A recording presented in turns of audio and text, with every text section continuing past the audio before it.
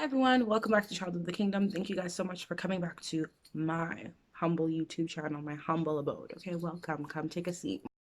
I've been away for a long time, but we're back and we're better.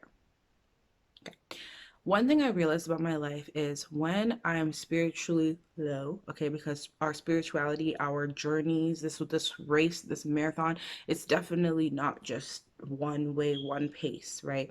We're definitely gonna go through our highs and lows, and that's why the Bible says, be ready in and out of season, right?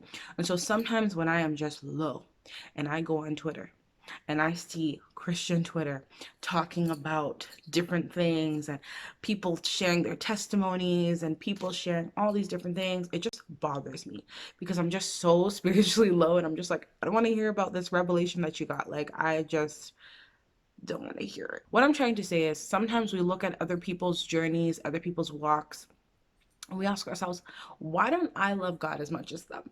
Why doesn't God talk to me like he talks to them? Why am I feeling alone and they're always getting all the revelations? Why don't I feel as on point, on fire as these people? Why?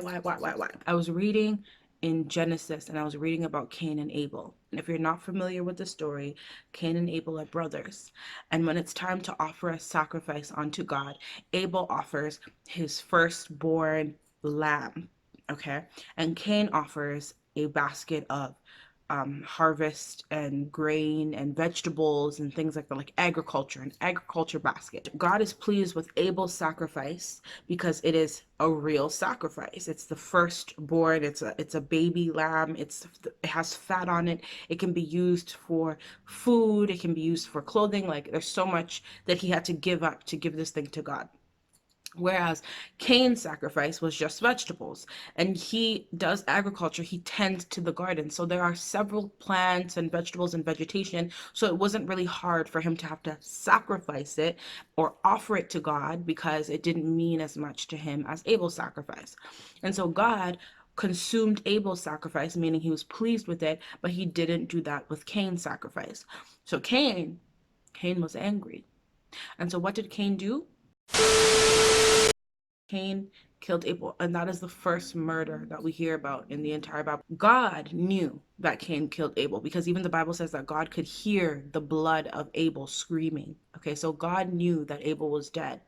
But when God was confronting Cain, okay, he said something really interesting, and I had to ponder, had to think about it, and I thought, this is a question I'm sure that God would ask us if he had the opportunity. When we look at our brother and sister in envy, or when we question, why doesn't God talk to me like that? Why don't I have more wisdom about the Bible? Why are all these other people better than me? Why is this person better than me? Why is this person this? Blah, blah, blah, blah. This was after Cain's sacrifice was rejected. Okay, so they've given their offerings to God. God took Abel's offering as a good offering, and he took Cain's offering as a mediocre offering, basically, okay? And Cain was very angry and his face was downcast, okay? But then listen to this. Then the Lord said to Cain, why are you angry? Why is your face downcast? If you do what is right, will you not be accepted? But if you do not do what is right, sin is crouching at your door. It desires to have you, but you must rule over it. If you do what is right, will you not be accepted?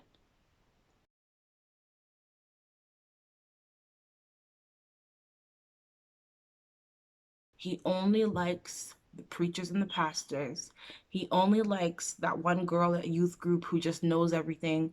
He only likes the person who works the hardest. He only likes the person who has the best Tasha Cobb sounding voice. And so everything else is just kind of mediocre to him. But that's not the case, because even after Cain presented his offering that was quite mediocre, God said, well, don't you know that if you do the right thing, I'll accept you? Don't you know that if you ask me for wisdom in prayer, I'm going to give you wisdom? Don't you know that if you seek me in prayer and fasting, I can open the eyes of your understanding? Don't you know if you love your neighbor, that you'll increase in capacity? Don't you know that if you begin to talk to me, commune with me, and journal with me, I'll also give you revelation? Don't you know that if you do the right thing, you will be accepted? But if you continue to sin, if you continue to neglect what you know to do, if you continue to be lazy and not do what you know to do, sin is crouching at your door, meaning you're always going to miss the mark. It's never going to add up. It's not going to, line up for you. It's always going to be a mess. Because sin is crouching at your door, because Satan always has room to tell you you're not good enough. God is not going to accept you. You're not where you're supposed to be. You're not where you ought to be. Okay.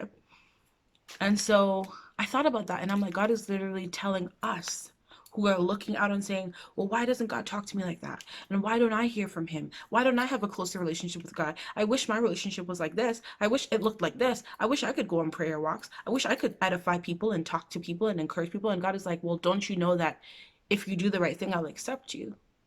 Right? If you begin to commune with me and talk with me and speak with me and do the things you know you're supposed to do, I'll accept you. But you're looking out at all these people, envious of them, but you're not doing the work here. Because Cain was looking out at Abel saying, well, Abel's sacrifice got accepted and Abel's favorited and God likes Abel better than me. But that's not the case, because it's not even about Abel. It was the fact that Cain wasn't doing what he was supposed to be doing right here with him and God, right?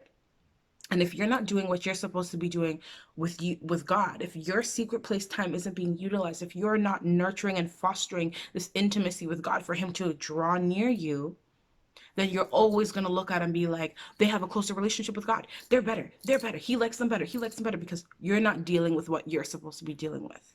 Do you know what I mean? It has nothing. Cain's story has nothing to do with Abel. And it has more to do with him and his efforts to honor God.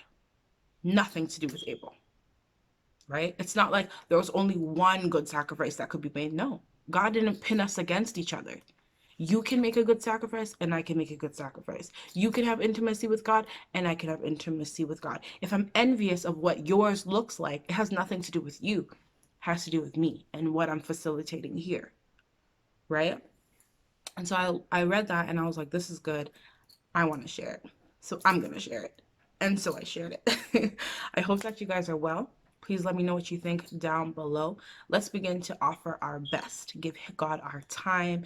Give Jesus Christ our hearts. Surrender everything to him so that we don't look out and say, I wish my relationship looked like this. I wish my relationship looked like that. But we can just say, I'm grateful for the intimacy that I have with God. I'm grateful for the relationship that I have with God. I'm grateful that he speaks to me, because we're facilitating that with him. You know? I hope you're well. Take care. Talk soon. Be blessed.